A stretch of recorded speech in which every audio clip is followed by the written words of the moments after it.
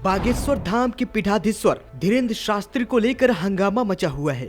मध्य प्रदेश के छतरपुर में बागेश्वर धाम का मुख्य आश्रम है। 26 वर्षीय धीरेन्द्र शास्त्री पर अपने प्रवचनों के जरिए अंधविश्वास को बढ़ावा देने को लेकर शिकायत दर्ज कराई गई है। यह शिकायत अंधश्रद्धा निर्मूलन समिति के तहत से लगाया गया है। ऐसे में सवाल उठता है कि जो धीरेन्द्र शास्त्री बोलते हैं वह अंधविश्वास से जुड़े कानून के दायरे में आते हैं। बागेश्वर धाम के पीठाधीश्वर को बागेश्वर सरकार के नाम से भी जाना जाता है। इस मामले में वकील आभा सिंह का कहना है, बाबा धीरेन्द्र शास्त्री जो कुछ भी बोल रहे हैं वह बिल्कुल अंधविश्वास के खिलाफ बने कानून के दायरे में आता है। उस कानून में गार्डमैन के लिए एक अलग से चैप्टर है। आभा सिंह ने कहा कि इसके अलावा आईपीसी की धारा 416 के तहत भी बाबा के बयान को लेकर कार्रवाई हो सकती है। उनका कहना यह है, इसके अंतर्गत चीटिंग और पर्सनेशन है। इसके अंतर्गत आप किसी का नाम लेकर कहते हैं कि मेरे पास ये शक्ति है और मैं यह कह सकता हूँ, ऐसे में सेक्शन 416 के तहत केस बनता है। यदि कोई कहता है कि भगवान या ईश्वर देव की नाराजगी से किसी को कुछ हो जाएगा तो यह गुनाह बनता है। साथ ही सेक्शन 508 के तहत केस बनता है। धीरेन्द्र शास्त्री हनुमान जी के भक्त हैं। ऐसे में लोगों को सामने खड़े कहते हैं कि हनुमान जी आपको ठीक कर सकते हैं और मेरे पास ये शक्ति है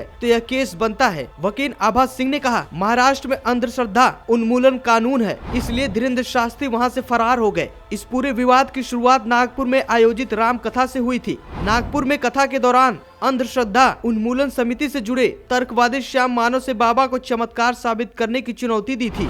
इसके अलावा कार्रवाई के लिए पुलिस कमिश्नर को चिट्ठी भी लिखी थी। अब आरोप है कि बाबा चुनौती से डरकर फरार हो गए हैं। ब्यूरो रिपोर्ट, एके न्यूज।